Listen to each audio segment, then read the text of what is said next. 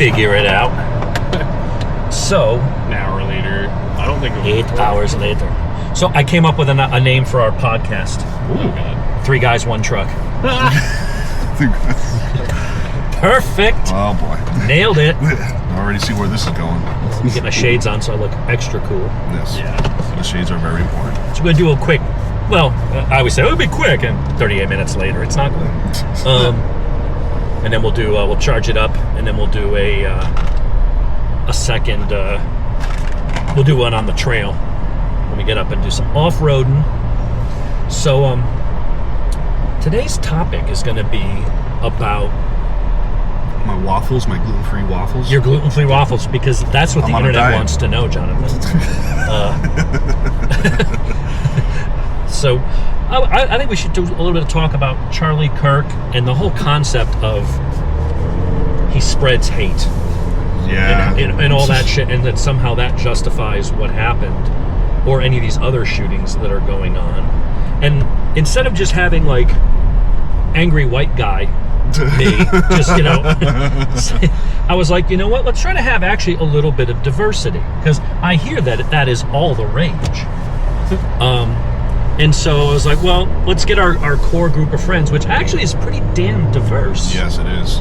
So, little background about me, I'm going to be playing the role of the middle-aged white guy who's fiscally conservative, pro-government, pro-gun, lower taxes, should enforce the border, but kind of socially moderate as far as gay marriage or abortion rights, or even legalization of lower-level recreational drugs and stuff.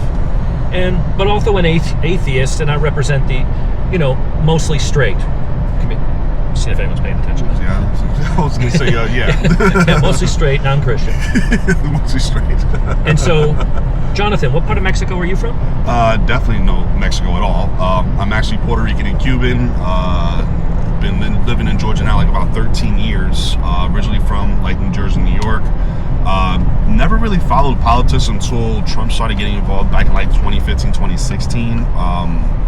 Really pulled my interest when he started really mentioning a lot of stuff that I didn't even know about, like the tariffs and all that stuff, and pretty much grabbed my ear when he started saying things that I actually liked, which is where he was putting a lot of politicians in their places, which is what other politician even actually does that. And I'm straight, divorced, but I'm not a religious person. I'm a spiritual person, but I do believe in God and stuff like that, and I do believe in other religious values, you know, stuff like that. I do have morals and ethics just like anyone else, but I also don't really care, you know, about certain stuff, in the sense that, like, clearly I don't have nothing against gay people. I grew up with a lesbian sister, met a lot of gay people throughout my life, so I've always been very cool with it. My only thing was just kids, like jamming it down kids' throat. That's the only thing where I really had like my problems with. And that's pretty much like where I stand on a lot of this stuff. I actually like Charlie Kirk, and, you know, just like anyone else, didn't really agree with everything that everyone else says, but I liked his debates and how he went, his approach about it. To me, I'm like, there was no hate speech whatsoever. He voiced his opinions, but also he's a man of faith. He definitely did not deserve that at all. The assassination, I feel really bad for his wife and his kids and his close ones. Jonathan, thank you for that quick introduction about yourself. Yeah, sorry about that. So, Cam, next. We're going to have to edit like 30 minutes of that. 8 hours later. Yeah. My favorite ice cream is this, and I like 2 scoops, not 1. and a definitely waffle cone over a sugar cone. What the fuck, Jonathan? I'm signing a petition to bring back cookies and cream. Oh, man. Cam, tell us about yourself. Well, so I would say that, you know, my political stance is right of center. I definitely agree with a lot of like libertarian aspects, but I also agree with some conservative and some liberal. It's just kind of all over the board. I don't really pick a side that much, but in terms of where I'm at right now, I mean, I side with Trump on a lot of things, and it's mainly about how just, you know, the government has way too much power. It's too corrupt. There's too many things that are just shoved down our throats where we don't really have much of a say. So a lot of the stuff he's done lately is just really, really awesome in my opinion. But in terms of like me myself, if you haven't been able to tell from some of Dave's videos, I clearly am I'm gay, but like bisexual. I know, right? No way. Wild, dude, You're sitting just now behind me? telling us? Dude, for I 5 know. years, I had no idea. When You're sitting behind me? No, John I'm was missing. like, I've met plenty of gay people. I'm like, well, that's good. But Speaking of one right now. But you always hear about how gay people aren't liked by conservatives and all this stuff, and that's just completely false, because No, I've that's never had any bullshit. issues with anybody Yeah. that has any political views. So that's a little bit about me. I'm from Florida, but I moved here to Atlanta in 2009, so I've been exposed to a lot of different diverse groups and stuff like that. Florida, the trash can of the South. Exactly. It's not the South. It's not really involved. Yeah, I remember the day that you told me, and I was like, I had no idea. We were loading up a motorcycle for a track day, and I noticed your nails were blue. I was like, dude, what the fuck's with your fingernails? And you told me. Then he went for And a it was squeeze of your literally butt like, cheek. oh. He's like, oh, what the fuck? Okay, well, I'm sorry if I made any jokes that offended you, Yeah. and you were like, no, it's all good, dude. Dave's mind is just racing, reeling back all the comments he ever made. Like, oh no. I'm like 3,000, 4,000, like how many times have I said? And it was like, all right, well, let's finish loading up. It's like, who cares? Like, and that's Doesn't matter. And I have very thick skin. I don't, unless you're intentionally trying to be insulting to me, I take a lot, and it doesn't bother me at all.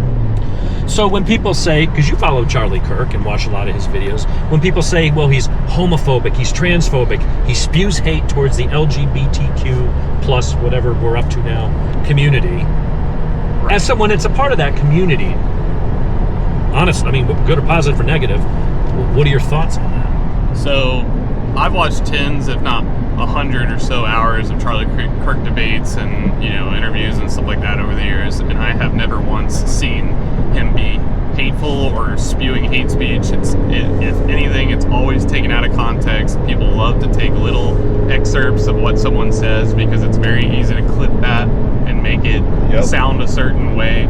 They did that with Trump. They've done that with all sorts of people over the years to make them look bad.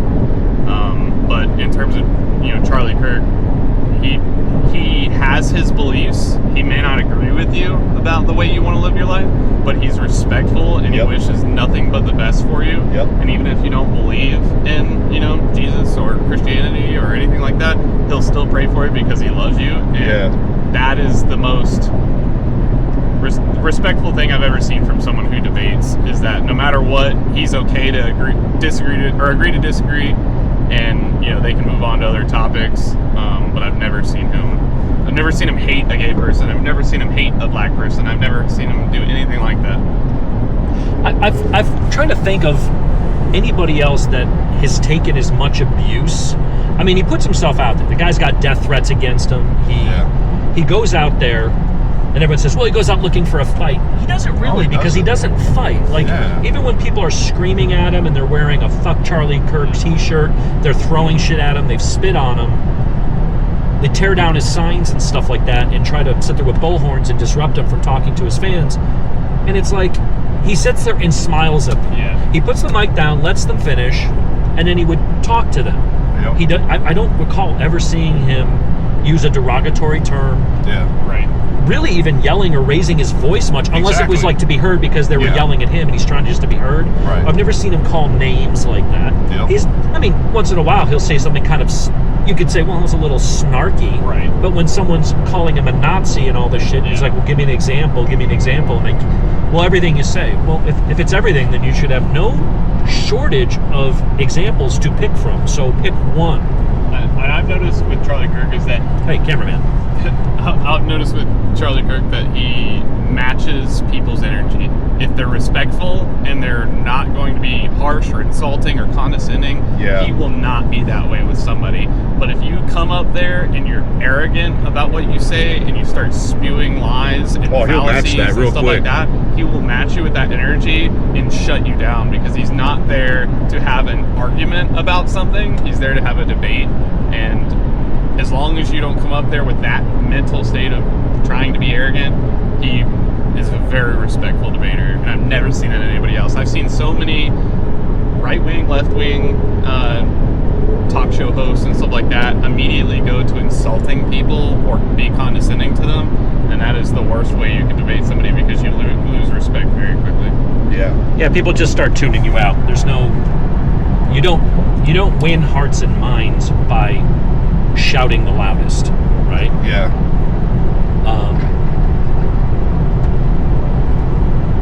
You're rating the camera wrong. That's what I get for having a DE hire, DEI for the cameraman. Son of a bitch. Which brings us to our next top. See, I tried to make a segue there. So one of my videos that I'm taking a bunch of heat for was I posted the longer version of his comments about DEI and United Airlines wanting to hire, have 50% people enrolled that were people of color, like you, or women. And he questioned that, and he made the joke of like, well, when I see someone that is a person of color, so they were talking about people of color, black people are people of color, and he's like, oh, when I see one at United Airlines, I'm going to wonder if they were qualified. And of course, people take that to mean, oh, he's saying black people can't fly planes, and it's like, no, of course, anybody from any color can do whatever the fuck they want, like. But when you make a point of saying we're going to hire X number of whatever, this demographic, and if that's a priority, especially when maybe with college entrances or other areas where it was part of an affirmative action audit where you had to provide your EEO-1 and different, HR reports and things like that to show how many people you interviewed. I mean, there's a lot of requirements. If you're a government contractor, you have what's called OFCCP reporting. You down with OFCCP? Yeah, you know me. So what it is, I forget what the damn anagram stands for, but what it is it looks for unconscious bias in your recruiting process. So if you have an applicant tracking system, or if it's manual, Silk Road or Success Factors, one of those types of systems, you would go and you'd have to provide a report that shows not only your basic EEO information, which is voluntarily given by an applicant, of race, gender, ethnicity, sexual identity, and things like that, if you're a veteran status, and you have to show, well, what percentage of people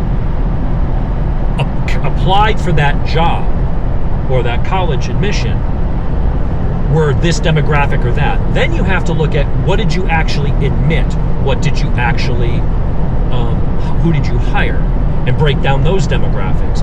Oh, if that's your normal EEO type reports, equal opportunity employer, or equal employment opportunity, yeah. So then you've got your OFCCP, which says it looks for unconscious bias. So if you've got 1,000 applicants applying for 10 different positions in your company, they wanted the system to log the keystrokes that you typed in. So if you go into your talent pool, did you type in white?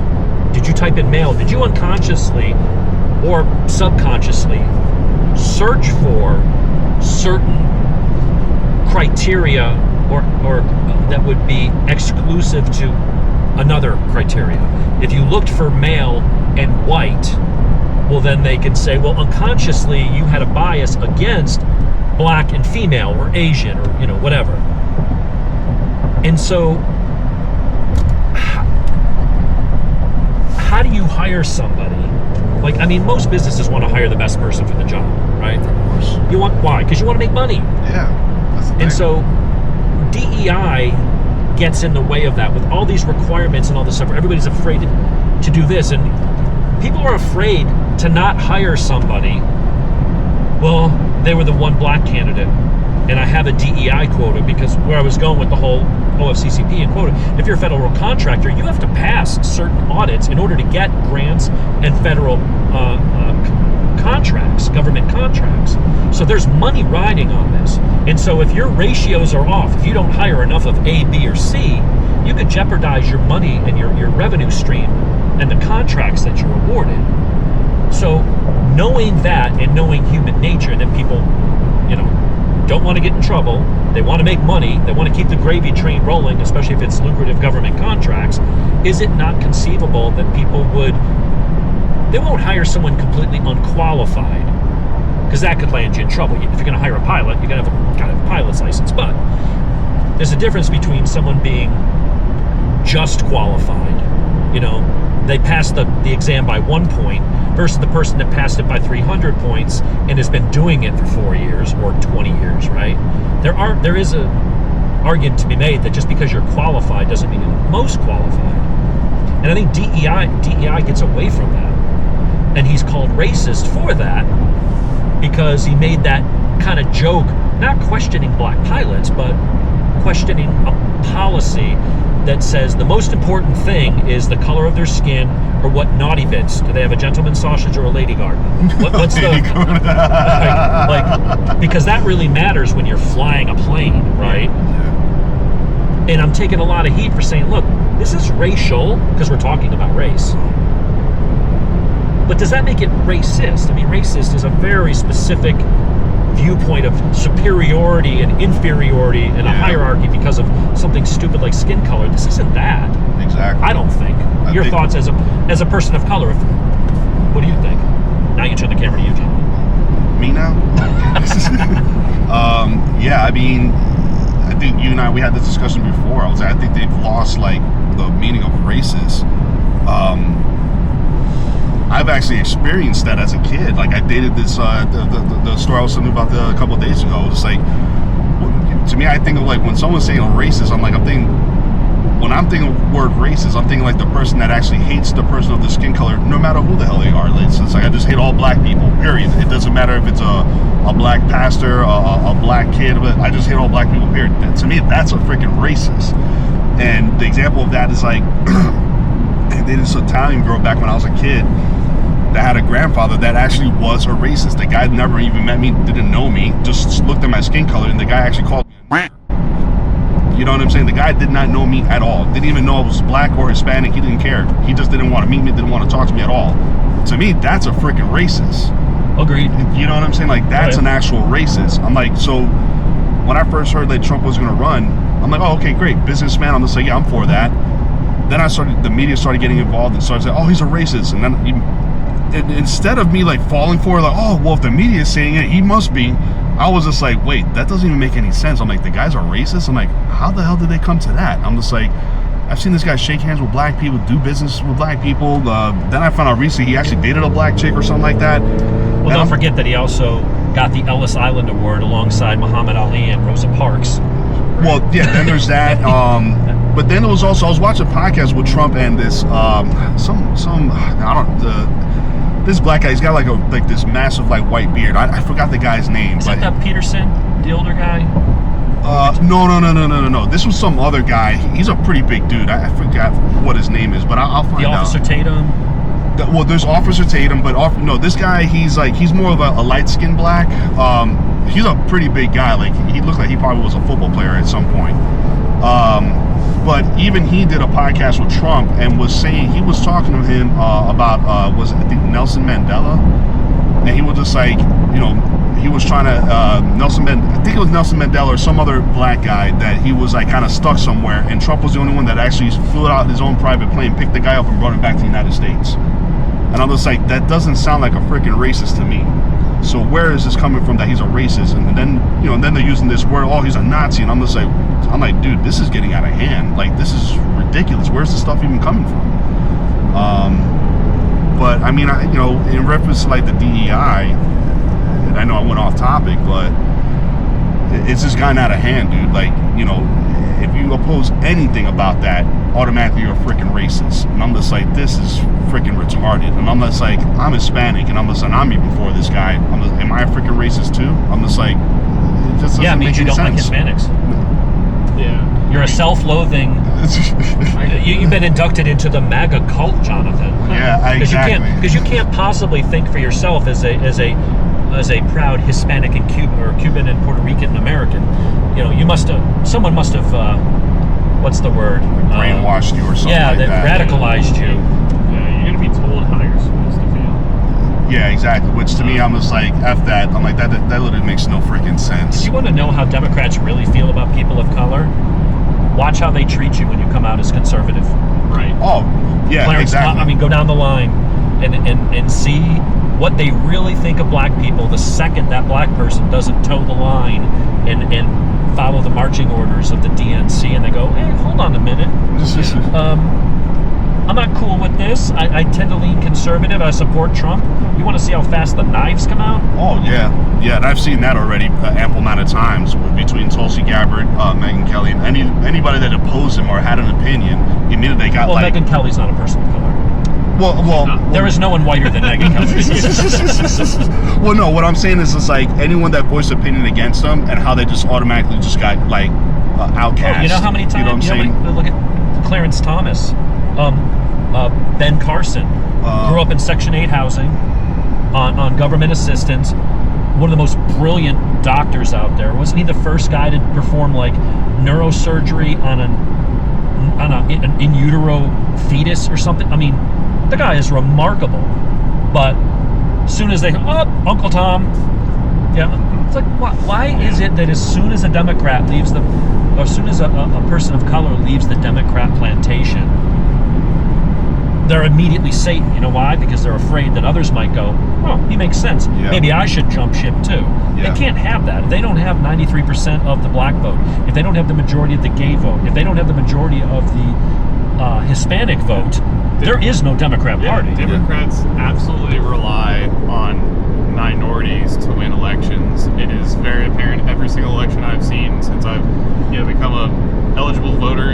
When I became an adult, I've never seen a party that relies on minorities more than the Democrats. I mean, you can go to so many, more conservative, rallies, debates, and stuff like that, and you're going to see, majority of white people, and that's just naturally how conservatives are. But you're always going to see diversity in those groups. But I've never seen a party try and grasp at minorities more than the Democrats, because it was more apparent in the 2024 election than any I've seen before, where they basically say,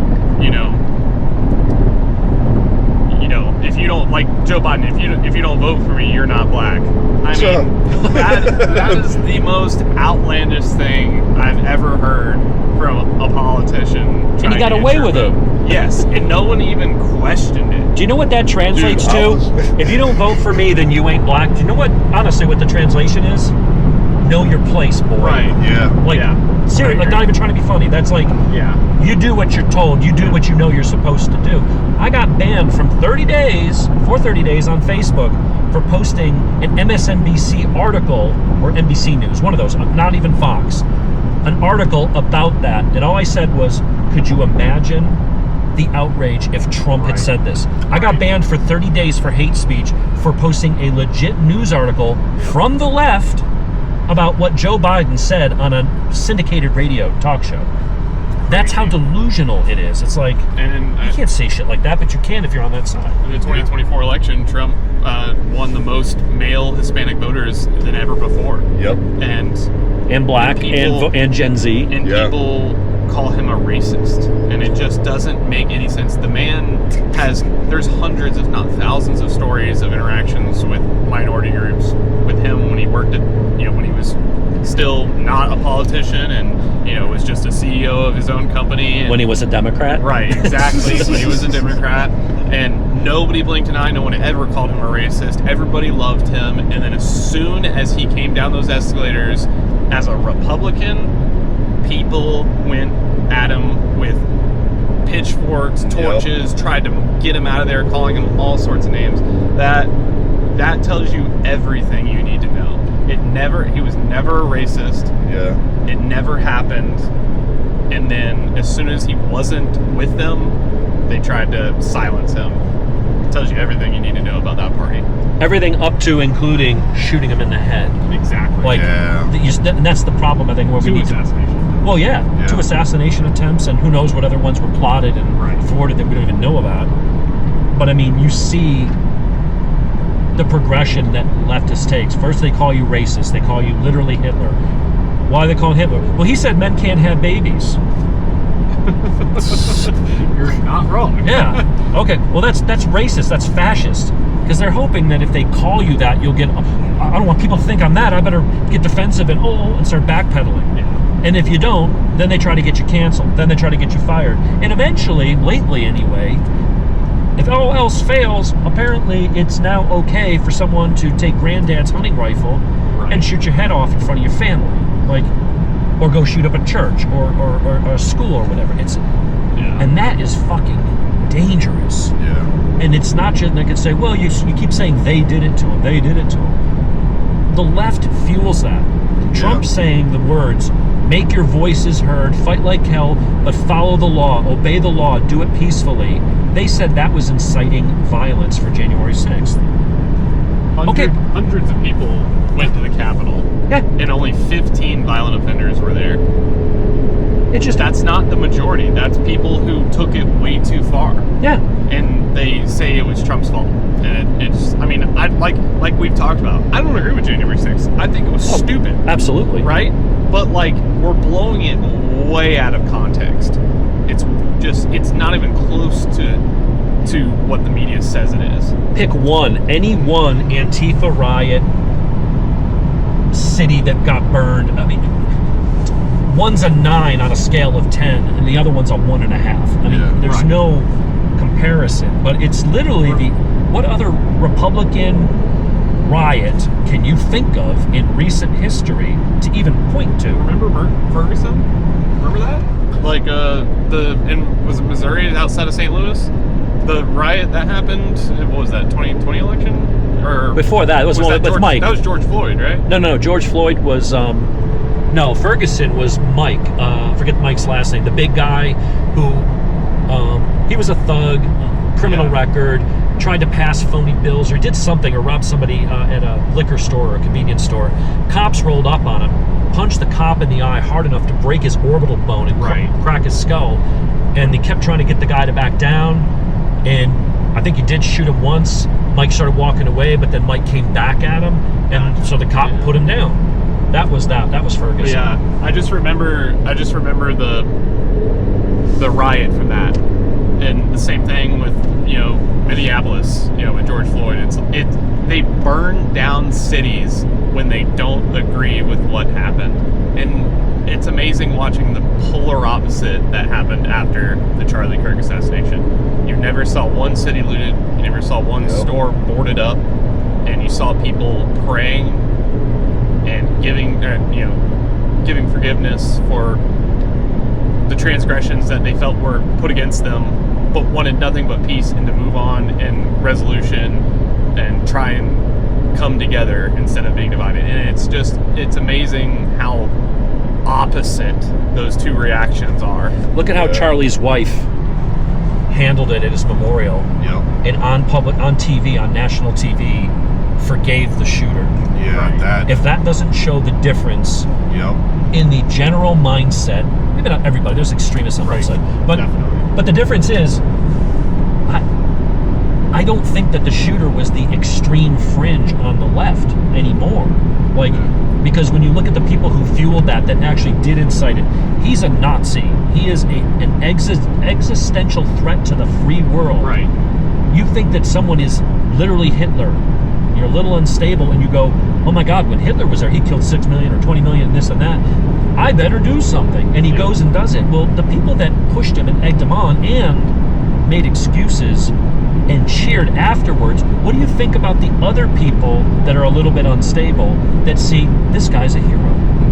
This guy, he saved the world from Charlie Kirk. Maybe we need to do more of that because everyone seems to be happy on my side and supporting it. That is inciting. People say finally that someone didn't miss. Like every time someone's tried to kill Trump twice. Like we need people with better aim. It's like that's disgusting. Well, they even conducted like a study. They said where they were trying to find out, like, all right, between Democrats, Republicans, and conservatives, like which ones are like. There was like a poll that they did study on a poll saying like which ones were okay with the political violence, and like the Democrats were like at like 20-something%, and like Republicans were like 3%, 13%. It was way higher on the Democrat side. Right? It was something like that. Yeah, I can't remember what the numbers like 48 or some crazy number. It was a very high number, and I'm just like, that's freaking dangerous right there. I'm like, where is this even coming from? But to me, it's just like, it's like I'm trying to analyze, and I'm just like, they're acting like their crazy ex-girlfriend that cannot accept the breakup, and they're just going ballistic like on the boyfriend. Yes, I'm very familiar with that. Unfortunately, those are not the opinions of a civilized society. No society can cooperate and coexist and vote democratically when you have a side that wants to kill you. because they don't agree with what you say. Is there no irony in the fact that the people that typically have the coexist stickers on their car are the ones that are doing most of the shooting and the political violence? Like, seriously, like, occasionally there's a right winger, but I mean, if you look at homicides in general, majority of homicides, and someone say that's racist. It's not. It's math. Right. The majority of homicides and murders and gun murders come from the black community. The second biggest group, Johnny, is your people. You need to bring this up at the next meeting. Wasn't it like? Isn't it? Most of them are Democrat. There's 13. Is maybe wrong in the exact number, but it's like 13% of the country is black, and it's like 38% accounts for the violence. Yeah, more. Like that. It's more. If you really break it down, it's predominantly black males, age 14 to 49 is the largest demographic. They're around 5 or 6% of the population, and it's over 50% of all homicides. Around 80% of which are against other black people. The biggest, so when you talk about like Black Lives Matter, do they? Because most black lives are taken by black people, not white people. Yeah. White cops are like 30 times or some crazy number more likely to be shot and killed by a black person than by a white person, or the other way around. Yeah. We're gonna hit all the buzzwords by the end of this podcast. Oh yeah, but I mean, and this is math. This is FBI uniform crime reports that the DOJ puts out every year. It's major studies that have done by universities and stuff. It's not Fox News. Yeah. It's not Charlie Kirk just pulling numbers out of his ass. And the biggest thing for me is, with the whole BLM movement, is that obviously Black Lives Matter. Of course. Obviously the theory behind that statement, completely agree. But the organization itself is ridiculously corrupt.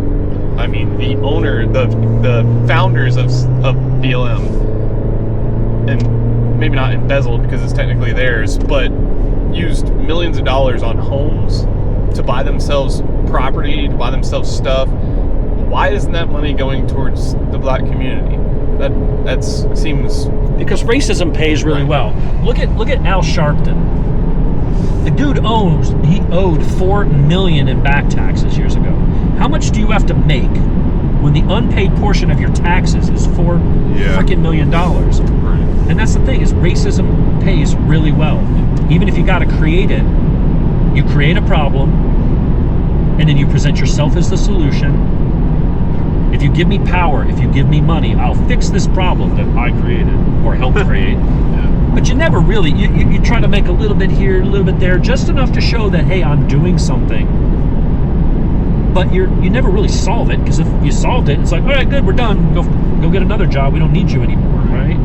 But that's the other thing too. Like the Black Lives Matter. The thing that gets me the most upset about that is like, why aren't you at the projects? Why aren't you trying to get peace agreements with these gangs that are killing each other and killing innocent children and women? What the hell's going on with that? There's way more of that than the actual police like hurting black people and all that stuff. So it's just like, you're saying that Black Lives Matter. Do they really? Because you're not really stopping any of the ghetto crime that's going on, that they're killing each other. You guys aren't doing nothing about that. Yeah, if only 1 or 2 out of 10 black people killed are by white people, your problem isn't with white people. Yeah. Like, that's a community cultural issue in your own community. If you want to save the largest number of black lives, whitey's got nothing to do with it. Yeah, like, we should be focusing more on the lack of fathers in the black community. I know that's been talked about a lot, and Charlie Kirk really said a lot of that, but it's true. The culture and all that stuff, You can't help but, as a white person, you can't help but look on the inside from outside the window, right? So you see what's going on, and I work in the customer service industry. I talk to a lot of people. It is amazing how many single black moms there are in this country, and it's an epidemic that there's a lack of fathers in the black community, and it translates to I wouldn't necessarily say gangs, but violence and kids unsupervised is and especially if you have a lower economic status, you have no strong father figure, because at some point, your mom, you might be afraid of your mom, right? She could be the disciplinarian, but at some point when you're 15 years old and you outweigh your mom by 40 pounds and you got more money, your mom isn't as much of a threat anymore, and having that father figure over you saying, okay, well, I'm going to be disciplined keeping you out of trouble, keeping you honest. So what do they do in a culture that glorifies gang and thug and gangsta? That's how you get your street cred and get rich or die trying. Yep. That has an impact on people growing up, and when you don't have a force over you to say, listen, let's bring it in a little bit, you know, and let's keep you on track. You leave kids to their own devices, and when they're out on the street with their dumb friends or get involved in gangs and stuff, it's like that. It is connected. There is a correlation over time as the black family unit eroded and the crime went in the other direction at the same time. It doesn't take a genius to figure out, while it may not be the only cause, it's obviously a significant one. But then he's accused of being racist for saying that. And it's like, again, and these parental figures are rooted in biology.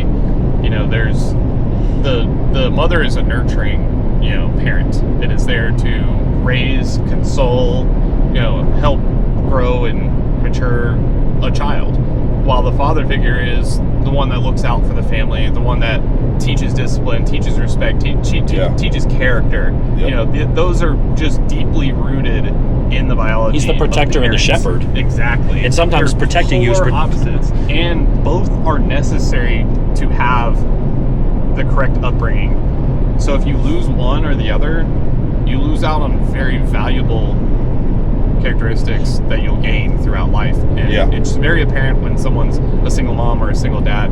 It's very hard to, you know, become part of a normal society because they just were never had the opportunity to be taught these things. That's an interesting take I hadn't considered, because we always look at it from the standpoint of the absent father. The father is the protector, the guardian, the disciplinarian, the rock, right? And he's there to protect the kid, even if it means protecting them often from themselves and whatever dumb things they feel like they want to do, because kids are dumb, right? We don't have experience. But the flip side of that you touched on, not having the mother around, you might avoid certain problems because the father was the stricter disciplinarian and kept the kid in line there. But maybe those kids grow up, maybe there's studies that show that the kids grow up, and because they didn't have that more empathy, sympathy, emotional side of things, maybe they have a harder time in relationships. You know, it may not be crime, but it may be other problems they deal with because they didn't have a woman's upbringing. They don't know how to relate to women. Women and men think very differently. Lack of caring, lack of loving, stuff like that. Well, even how you talk to women. There's things that you and I can say to each other, and we're just like, whatever, that's just what you say. If I say that shit to my wife, you know, and I'm like, what? What did I say that was wrong? What happened? What'd I do? Yeah, and it happened. Like, everybody can relate to that. Men and women are hardwired to think differently, and it's not one is better than the other. To your point, growing up as a well-adjusted, well-rounded individual, you need both influences in your life because it is a yin and yang thing. Interesting. I never actually thought about the other side of that, though.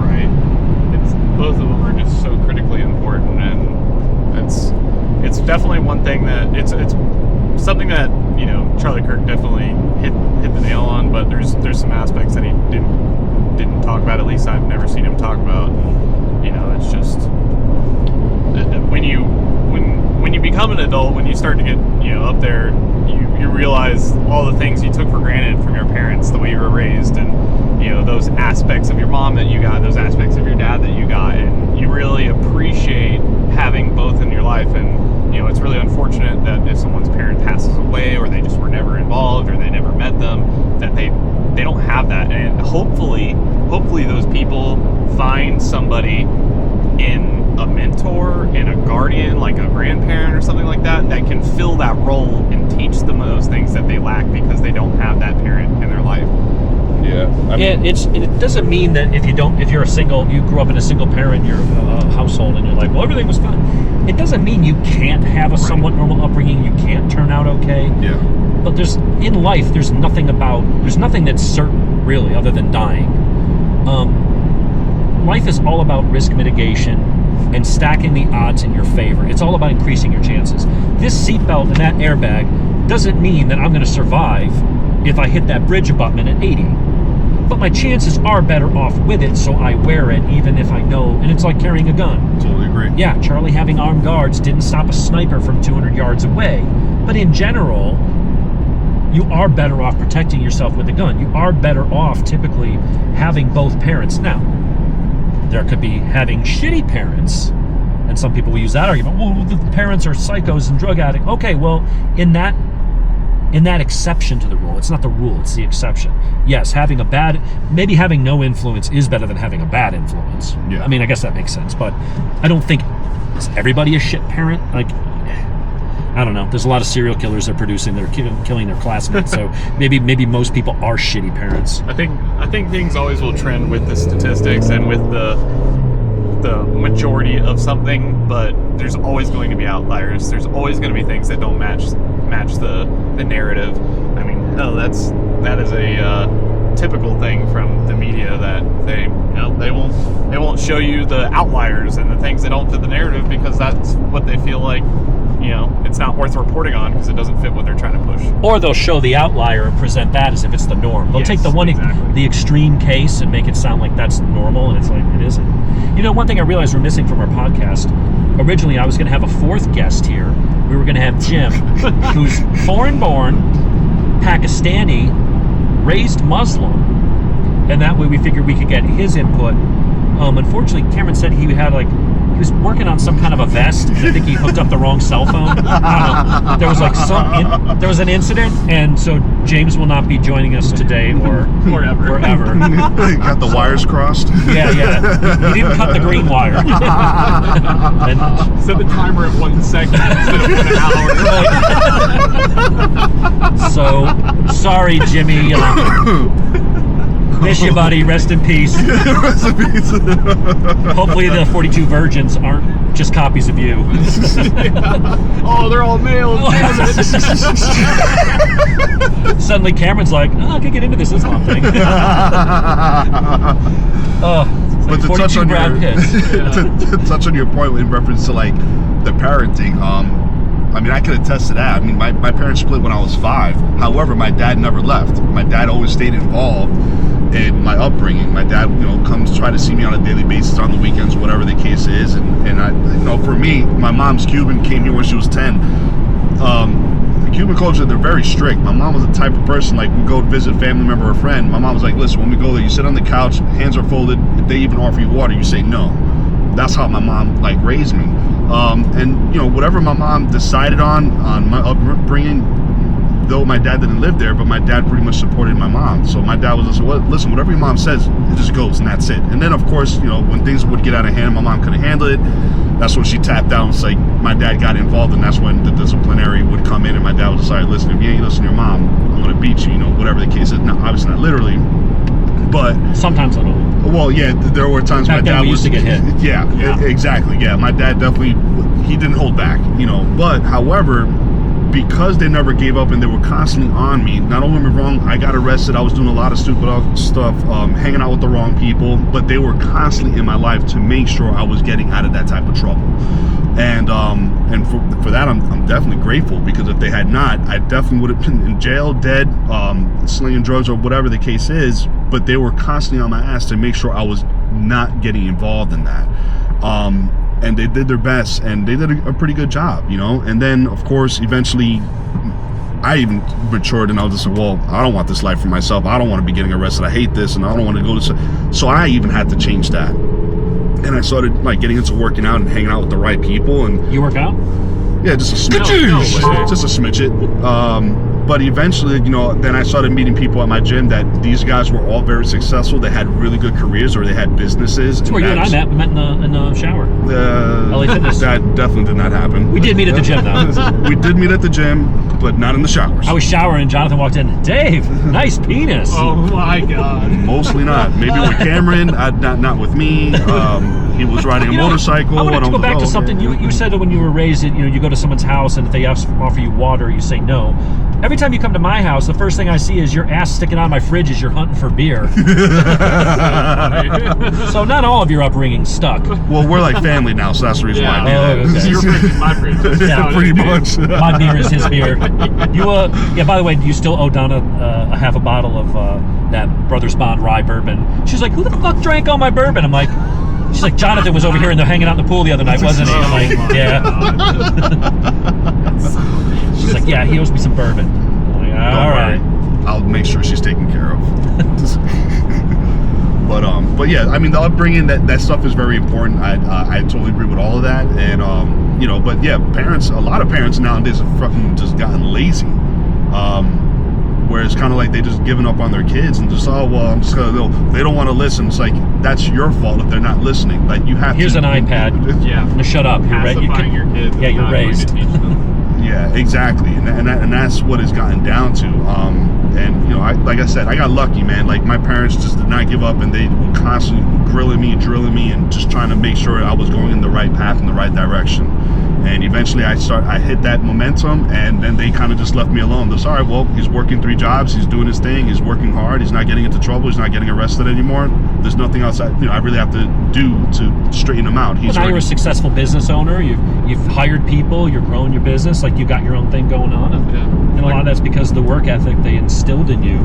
Yeah, and that's the other thing too. I tell people. Matter of fact, the other day I went to a storage facility to close out my account, and the woman and I were talking, and you know, she's got a daughter and everything, and I was telling her, I was just like, people need to realize your kids are watching you. Because as I was growing up, I was watching my parents, and because of that, I watched my parents both work 2 jobs. I was like, well, my parents are hardworking. When I started hitting trials and tribulations in my life, I would always start looking back at my parents. Well, if my dad was able to get through this, if my mom was able to get through that, if they can do that, then I can do that. It's in me, it's in my blood, it's in my DNA. If they can do that, I can get myself out of these situations. I can do the same thing. And, you know, as a parent, I mean, I'm not a parent, I don't have any kids, but... Are you sure? Not that I know of. But, you know, as a kid growing up and, you know, watching my parents, you know, that's what kind of inspired me to be that much of a harder worker bee and stuff like that. And so parents need to understand, like, you are a living example to your kids. Your kids are watching you. And if you're not going to provide a good example, where do you think they're going to go? Yeah. So They're like a sponge. Absolutely. Absolutely, yeah. Definitely like a sponge, exactly. So, question for you. As a person of color, do you feel that has held you back in life? Do you think that your opportunities, your ability to make something out of yourself, your ability to earn money, your ability to be happy, do you think that you're being brown-skinned? Because a lot of people don't even know you're Hispanic. They look at you and they think you're Shamar, whatever. What was the guy's name? Shamar Moore. Yeah, I mean, I've gotten that a lot. You do to a lot of people who look black. So people who don't know you and haven't heard your name wouldn't know. They're just going to say, he's probably black, maybe he's Hispanic. Has that been a hindrance to you, or has it been like, well, never? I mean, what has your lived experience been? Well, my lived experience, not really, not at all. However, I will say this, but it's kind of hard to see like where I land on that situation. When I was up north, when I was in New York working in building maintenance, I was in the union, and I was going through all my certifications, learning about basic plumbing, carpentry, whatever. Got my refrigeration license, and then I got my operating engineer's license. That, I will say, that field in the union in New York, it's, I don't even know if I could say it's like a racist thing. It's weird because like the type of people that are in that industry in New York, it's like dominated by like Italians, Russians, I think even like Ukrainians or something like that. So you don't really find like a lot of, or any Hispanics or black people in that industry, right? So, but it's a union thing. So that's the thing. When I got my operating engineer's license, I was trying to get my foot in that door, and I was just constantly being hindered. But I had a woman at the union, I think it was like Local 94. She flat out told me in my face, like, listen, if you don't know anybody, you're not getting in. That really upset me, right? Now, I can't really say it was a color thing, though I find that very ironic, being in New York, being up north, to deal with those challenges. And then when I came to move to the South, you know, everyone said, oh, well, they're racist over there. They're racist, this and this and that. And moving to the South has really showed me a whole nother side of the world that actually surprised me. And I realized almost like I probably dealt more with a race issue in New York, just trying to get my foot in that industry, right? When I moved to the South, I did not have that problem whatsoever at all. And I've worked with people born and raised in Georgia. It gave me ample amount of opportunities, which is hence I ended up getting into appliance repair and opening up my own business, and just never had that issue. But I never saw race, never saw color. I dealt with that in New York. It's hard to say if that was like a race thing or whatever. But when I moved to the South, I've had way more job opportunities for a state, for everyone that's saying that's racist and all this stuff. And then what really opened up my eyes was when my ex-wife and I first moved out here. We'd see people driving around with the Confederate flag, and of course up north you're thinking Confederate, you're thinking KKK and all this stuff, and we're just like, holy crap, all right, maybe that stuff really does exist. But the funny thing was, one day her and I were actually looking at houses, all the new construction that's going on, and so we just walk into new construction homes and just walk in the doors were unlocked. We went to this one subdivision that the doors were actually locked, and we came across a woman that came out of her house to throw out the trash. And so I was ballsy. I just asked someone, I was like, hey, listen, we're trying to look at some of these houses. Hey, are you cool if we look at your house? Because your door is the only one that's open. This woman was so friendly. She's like, absolutely, yeah, come on in. This woman said this to two strangers, Hispanic, both Hispanic. She's a white woman. As we're walking in through her garage, we find the Confederate flag folded up on the side. Me and my ex-wife were like now peeing in our pants, like, what is going on? We're like, what are we walking into? This woman was so nice. She's like, yeah, she let us walk. There was only one room. Yeah, there was only one room that she didn't allow us to walk in because, this is my husband. That was the Hitler room. Yeah, every White House has one. Yeah, exactly, right? So she was like, this is my husband's room. I think it was like his office, so she didn't want us to go in there, which obviously, we're the guests, and she let us. But that's when I realized, I'm just like, I think there's something more to this Confederate flag than racism. Or the South in general. So yes, the South in general, yeah. And like that's when I was just like, what am I like? I just felt like I was hidden like all this information, and then I started learning about the Confederate flag, the Civil War, and learning about the South, and I felt like I was like, man, the southern states are way more like pro-America than I felt like up north. So my experience is similar, although from the other side of the coin. And so I grew up in Sussex County, New Jersey, very blue state, very Democrat. I think at my high school they had like 765 kids. There was 3 black kids in the whole school. I didn't have any black. Well, no, you know what? Mike Weinberg. I had one black friend. He later died after high school. Going down Route 80 on his R1, and a tire came off a truck coming the other way, went over the divider, closing speed of $150, and just took him out. Man. Racist tire. So, and his name was Weinberg because he was adopted by a white family. So even my one black friend was still had white parents, because there just weren't a lot to go around. I mean, I had to get black friends. I mean, there just weren't enough black people. You had to get on a waiting list or something. Yeah. So, but up there, I joke, but up there it's like you hear about the South, and that show Hee Haw, that was a documentary, not really a sitcom, and like everybody down there is racist. I heard the N-bomb dropped way more often, and way more negative things said up north by Italians, by New Jersey folks about black people. When I came down here, it was, wow, half the people in the office are black. Everyone's getting along. They're going to lunch together. Like, yeah, right. This guy's boss is black. Like, it was so much more integrated, and so much, most people just are like, whatever, they don't care. It was eye-opening on my side, on the white side, because I had also been led to believe down there they're all racist rednecks. Klan rallies, and make sure you bring your potato salad to the Wednesday Klan rally. Potato salad, and you're just like, all right. And then you go down there and you're like, this is actually, people get along better down here than they did in New Jersey. Yeah. Which surprised me the most, because I would tell people, say, man, I don't even see race, because growing up north, I'm Hudson County, North Bergen, and then I worked in Manhattan for about 10 years. But growing up there, like, you come across every single, like where I grew up, I came across every single race you can even think of. El Salvadorians, Ecuadorians, Colombians, Cubans, Dominicans, Puerto Ricans. Dude, you name any race, it's all up there. But all the ins. And then to deal with that challenge of like trying to get my foot in this particular field, and then to find out it's like, all right, well, it's, you know, you're not really finding Hispanics or blacks, and I just found that so weird. And then my dad's just like, oh, well, be careful in the South, they're very racist. And I'm just like, you know what's funny? I probably experienced more of a racist thing up north than living here in the South. I was like, in the South, I've gotten every job I've been trying to apply for. They've all given me plenty of opportunities to work any job that I wanted, and I've worked my butt off, and I've gotten rewarded for that, and to the point where now I was able to start my own business, and I have not had any problems of any type of racism whatsoever here in the South at all. That's the crazy part.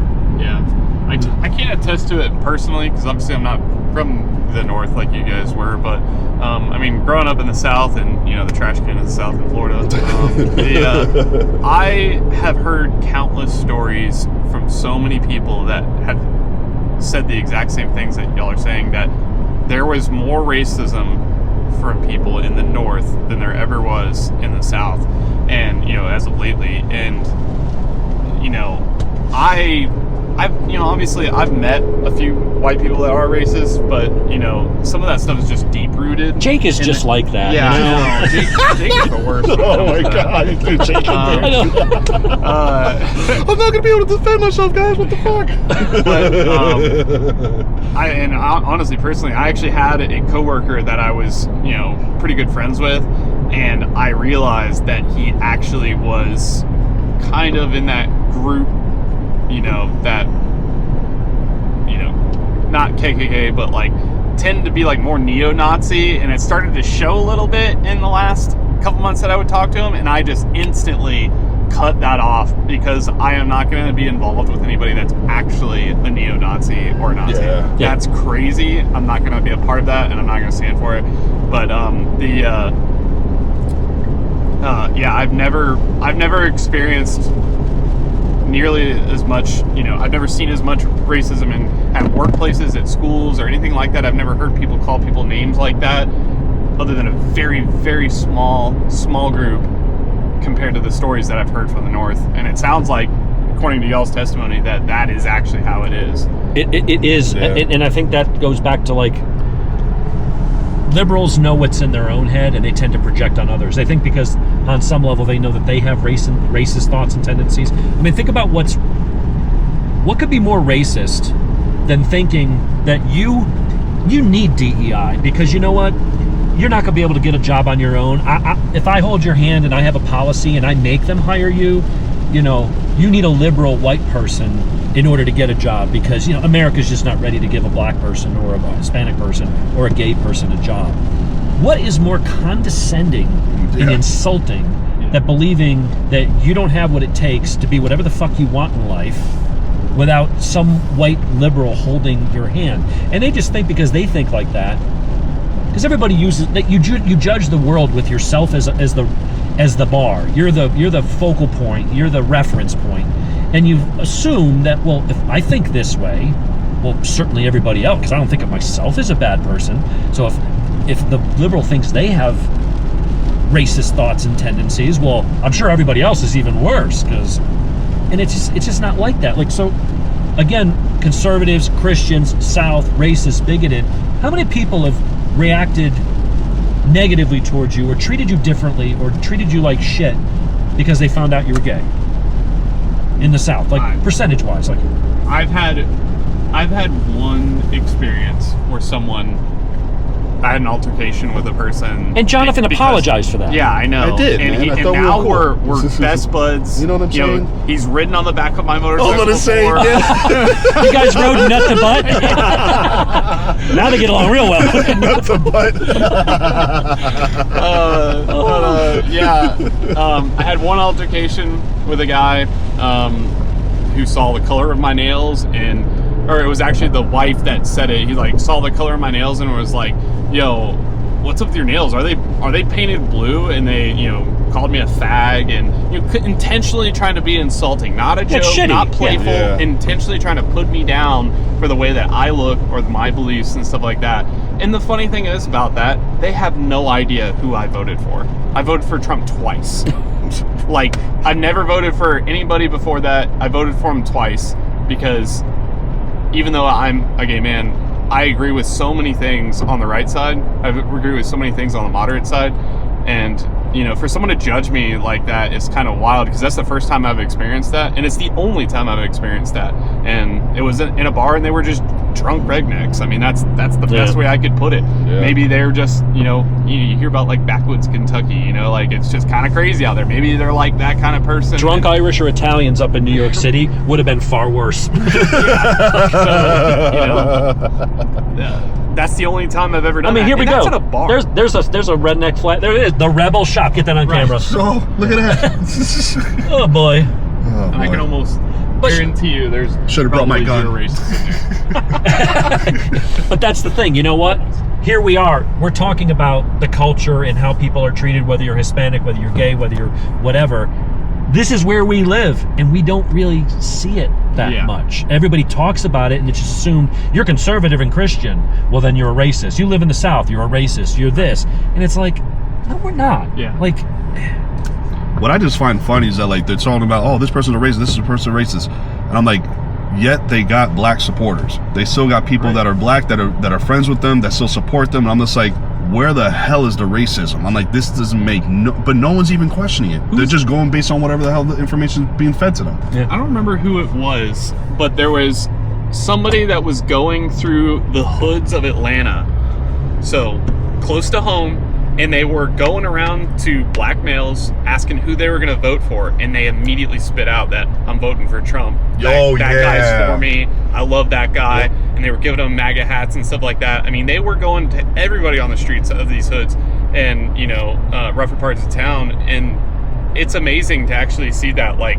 you would think that, especially with democratically run cities, that a lot of them, the large majority, are just going to instantly be against any Republican person. But for the first time, I saw that with Trump, that I'm like, wow, there's like actually like a lot of minorities that really support him. And not just like what you hear from statistics, but the testimonials, of just random people going on the streets. We're not even talking about like Charlie Kirk. We're talking about small people. There was a video I just saw recently where this guy there was opposing rallies, protests and counter-protests, liberals and conservatives, and there was a black guy who was on the liberal side, and they're like, you think the other side's racist and all this, and do you think they would be accepting of a person, of color? Oh no, he's like, why don't you come with us?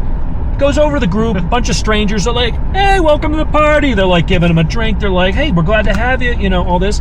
They said, okay, now go back to the liberal side of this protest with a MAGA hat on. Oh, yeah. And let's see how you're treated. You want to see how people are treated. And it was, you're this, you're that, racist. so and the dude's bad. like, what do you mean I'm racist? I'm black. And he was just there. Yeah, he was just, and you see him, and he's like deer in headlights. Yeah. He's like, oh my God, this is terrible. Yeah. It's like we're not the same. Yeah. Like you're not for me. Like, it's as soon as someone votes a different way, if they immediately attack you and insult you because of that, they were never on your side. It never happened. So, Charlie Kirk, racist? Yes or no? No. God, no. Not even Homophobe? close. No. Most certainly not. Hateful? Inciting violence? Spreading hate?